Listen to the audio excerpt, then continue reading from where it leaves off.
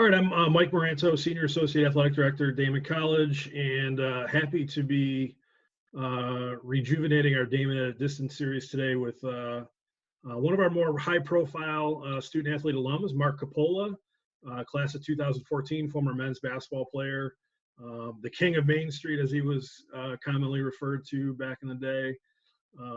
Put together a tremendous career for our men's basketball team, and now on to some pretty interesting things. Working in the NBA as on the player development staff of the Dallas Mavericks. So I think let's start right there, Mark. Kind of you've taken kind of a weird path to get to the NBA. Yeah. Tell me a little bit about what you do for the Mavs, what your daily role is, and that good stuff. All right. Well, first, thanks for having me, Mike. I really appreciate it. And thanks for the kind words. It's always great to talk to you. And it's a pleasure to be on here. So my day-to-day role and my official title is player development intern. So there's a group of us. I'm one of 12 in the intern group. And pretty much what we do is we go to every home practice and every home game, and then we don't travel with the team. So not all our job is glamorous, as we pretty much assist the coaches in whatever player development they're doing. So we'll show up about 2 hours to 3 hours before practice, and we'll assist all the guys during their workouts, whether it be getting extra shots up, and then they'll even work out in the back when they'll do that with the physical trainers. But we're pretty much there to have a helping hand in their development process and assist the coaches and whatever they need. Once practice starts, and that's when it kind of gets cool for our job, is we get to almost be like a scout team. And so they split us up on two ends of the court, half of us as the offensive scout and half of us as defensive scout. I was on the defensive scout team along with the 4 other interns. And then we have guys at the scores table because, as you know, that's a very important role during practice to get the time moving. And then we'll kind of go from there, and whatever team we're playing will kind of help simulate whatever the opponent is doing. Sure. What kind of led you to pursuing this? I mean, when you got done with your career with us, you kind of went into the financial sector for a little bit, but ended up, making a decision that maybe wasn't the best career for you, and chose to go a different route and got into basketball. Actually, did a year on Mike McDonald's coaching staff for us at Daemen. Tell me about that decision. Yeah, so first off, even before that, like I was lucky enough to play for can you hear me? I'm just chopped up. Yep. No. Okay. I got you. So I'm first of all, I'm very lucky because I played with two great coaches, and even DJ as well, if we want to, and just as you and Don Silveri. And he even recommended to me when I first got my job that he thought I should go into coaching right away. And he was probably right looking back at it, but I was more trying to chase the money because I was just so burnt out from basketball from second grade all year round. And it was almost a relief when, your career is over when you just play that much basketball. And it's not like I didn't hate my job. I liked it, but I just knew that it wasn't going to be, I realized it wasn't something I wanted to do for the rest of my life. So I was kind of in a scramble mode. Okay, what do I want to do? What's the best route? And then I went into, I was like, I want to help kids. I want to stay in basketball. So maybe I'll go the teaching route. I went back to school. I ended up teaching for a year. And then during that year, I actually had the opportunity to become the JV basketball coach at Sweet Home High School. From there, I was like, wow, I really love this. This is like, I want to be just involved strictly with the basketball. The school is okay, but again, I didn't want to teach the rest of my life. I was more just in love with the basketball portion. And I was like, I want to try to make the basketball part like a full-time gig. So I just started reaching out, and Mike McDonald, like you said, he's been, along with Don Severi and you, that he's been just an unbelievable mentor to me. And I started reaching out to him, and then he would set me up with people for phone calls to try to get into college basketball because I had no idea. So every time he'd help me, I'd handwritten thank you note to him just to show how appreciative I was. And then after about the third or fourth one, he said, Mark, stop with the handwritten notes. We'll come up with something for you and you can help me out. And it did help as well that Mike Birkin, his former assistant, got the job at Maritime in New York City. So everyone bumped up a position and there was an open spot available. So then I ended up there at Daemen. And then also during that summer, I did an internship with the Hoop Group, which is for high school kids, kind of a showcase camp. And usually a lot of college coaches go through that route. And then I met a lot of good people through the internship. I started the season with Daemen, and we had a great year. I had a blast. And again, I wasn't making a ton of money in my first year at Daemen, so I was just looking for other opportunities. But I was fully expecting to come back the second season. And now when it all circles back is Gerald Beverly, as you coach, as I played with, I'm very close with him still. He got a contract to play overseas in Italy, which is top league in Italy, and they're part of the Euro Cup.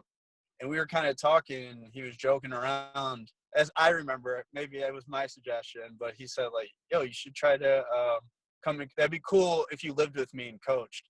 And I started thinking, I'm like, yeah, I for sure would do it. Like, why not? It'd be a great experience. I'm young enough. It'd be good for my resume. And then I talked to McDonald just to clear it with him to make sure it'd be okay if I attempted to reach out to them, what he thought. And he thought it was a good idea. And he goes, just go for it and see kind of what happens.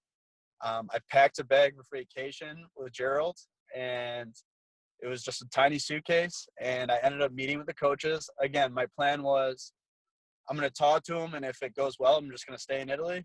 And if not, I'm just going to come home and start the season with Daemen. Long story short, I had a good conversation, and then did the year in Italy, and it was one of the best experiences of my life. And it was just fun to live with Gerald and be able to work for the team. Then from there, after the season, I started reaching out to just some G League contacts. And, the G League is the developmental league for the NBA. And I started going to different practices, meeting people. And I ended up in the Texas Legends, which Bob McKinnon, another Buffalo coach, he was the head coach there last year. And he said, yeah, feel free to come to practice. Went down to practice. And while I was there, I met up with a guy for dinner who I met at the Hoop Group. I don't know if this is a long story from years ago. And we then went to dinner, and he's like, what are you doing next year? And he goes, I do this cool internship with the Mavericks, and they're looking for recommendations. So long story short, he put my name in the hat, and that's how I'm here talking to you now. So that's awesome, man. You're out there hitting the pavement and doing the networking thing, and that's exactly what you got to do. Yeah. In that industry for sure. I think you could probably. It's amazing how connected people are. You can pick some huge figure. I don't know, Greg Popovich, and you can, 6 degrees of separation. You can find yourself connected to that coach. So that's cool that you're like I said, you're hitting the pavement and kind of starting out that way. Tell me a little bit about more about the year in Italy with Gerald. He's a guy that I think he's probably our most high profile alum from the last decade as far as student athlete alums. He's been playing overseas for a number of years. Has played in the G League. What was that like? And then kind of being with him, and then also experiencing a different part of the world and a different culture. Yeah, it's a great question.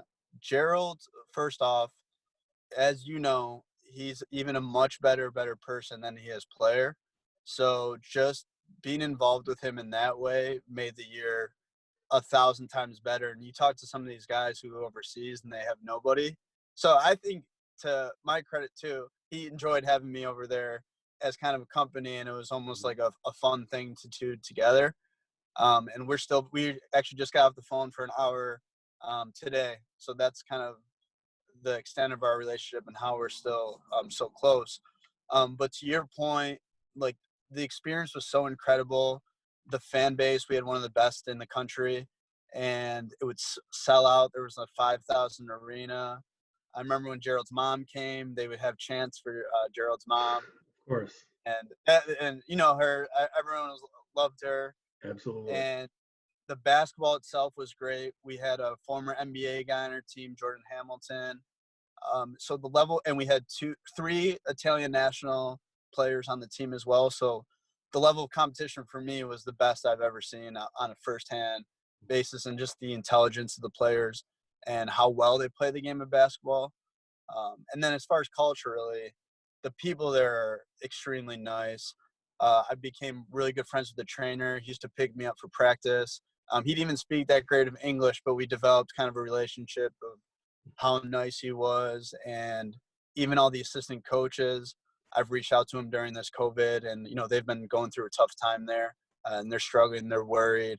But just still having those relationships and the technology to still stay in contact with them through the season. And then, as everyone always talks about, the food's incredible. The nature was beautiful. We were in a really beautiful part of the country, right by Milan in the northern part. So just with all that being said, it was just such an incredible experience. You know, you mentioned the pandemic. Obviously, the NBA is shut down right now, and the Mavs are playing. I think you had a home game that night when you know the NBA kind of led the way here with as far as everything starting to get shut down. There's that famous, probably by now famous, video reaction of Mark Cuban, the Mavs owner, Yeah. when you know, somebody showed him their phone, and the NBA was going to cancel it or suspend their season at that point. You know, what has that meant for you? I mean, I know you're back in Buffalo now. Just kind of, I'm assuming you're just waiting word to go back to Dallas. Yeah, and so like with that story, the most interesting part about that is we were the primetime game when all that was happening, and the very next game was the Utah Jazz Oklahoma Thunder. So we were kind of witnessing that firsthand, and that was just interesting to be part of the whole process and like kind of the origin of all this, the media storm that followed because of Rudy Gobert. And we always joke that, and we're Boban Marjanovic is a kind of a fun figure in the NBA, and he had one of the best games of his year. So we kind of call that like his Michael Jordan flu game, but the Boban, the COVID game. Yeah, yeah. And so, but yeah, to your point though, like now with all that happened, it happened so fast. And like you said, Mark Cuban has been just such a gracious owner. He's paid us very like throughout this whole process, and he's really taken care of us when he didn't have to do that. Especially means a lot to us because we're lower roles in the organization as far as interns. So that kind of spoke to the character of him, and kind of makes you be proud to be in an organization like that. But I'm not sure. They kind of just said, hold off right now. We're going to keep you on the books, but we just don't know. There's so many factors. And obviously it'd be understandable if this year they don't want us back to finish the year just because of all the safety hazards, and his priority is to keep the players as safe as possible. And we're obviously there to assist them in any way we can, but we're still just kind of waiting. Like I wish I could tell you a better answer, but that's kind of it's a day by day basis. But I got my bags packed to go. Yeah, we're all living day by day right now, so I wouldn't expect much more right now. What's you know, the Mavs have you know, really good young roster, you know, led by Luka Doncic. What's it like being around him on a daily basis? It's just really surreal to think 3 years ago I was like at Daemen College, being like under Mike McDonald's, and then now in practice sometimes I get the opportunity to even, and granted he's not going 100% and he's going through the plays, but I'm literally matching up with Luka Doncic, one of probably a top 10 NBA player right now, and his future is just so bright. I will say it is. You realize all these guys are just humans, like one of us, and he acts like he's a 20-year-old kid would, just like a sophomore in college, and in a good way, because he still has a lot of fun with the game, and he likes to tease people and stuff like that. But he's a great guy, and he's definitely wise beyond his years.